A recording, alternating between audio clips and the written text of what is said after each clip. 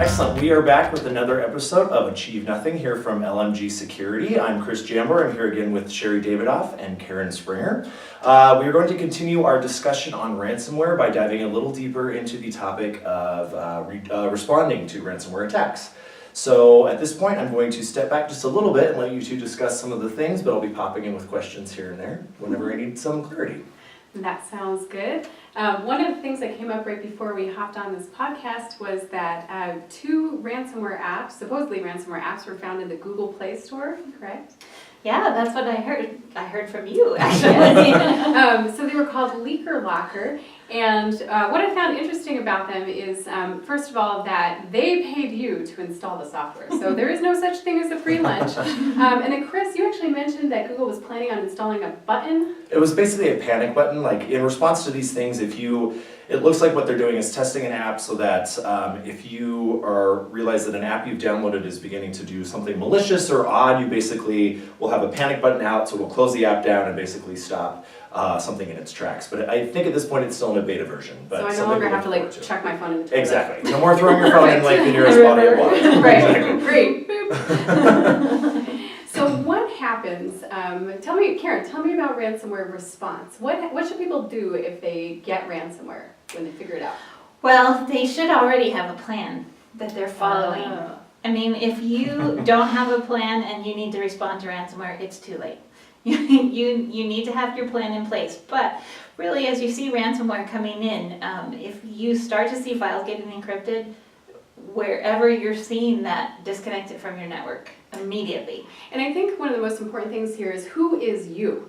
Because for those of us that are IT or perhaps in some kind of management role, or for those of you that have friends that you work with, we need to help each other understand how to recognize the signs of ransomware, and then what should you do if you see that happening, because ransomware can happen so quickly. It can encrypt your entire network. Yes.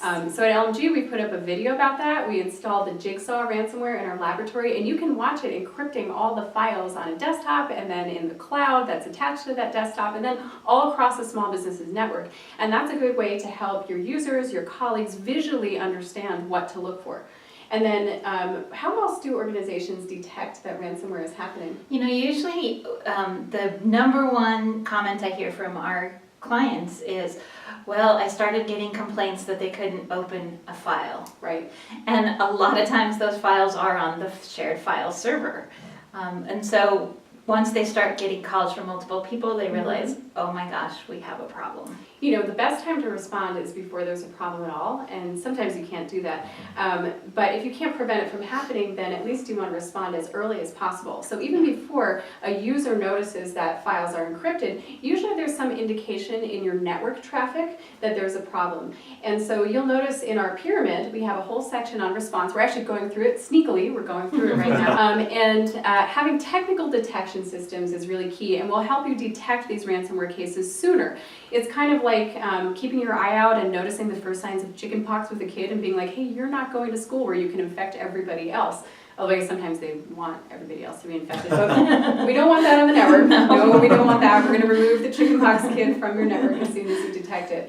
But having 24/7 monitoring is really important. Yes, it is. Yeah, and in our small and mid-sized organizations, I don't think that's usually possible. It's not realistic for your IT folks to be monitoring at 3 in the morning, so that's why we see outsourcing happening a lot. Yep, for sure. And if you're wondering what ransomware looks like on a network, what we often see is a stream of outbound and inbound traffic that perfectly matches, because those are your files going out, getting encrypted, and coming back into the network. So that it can be one of the signs that you've got ransomware.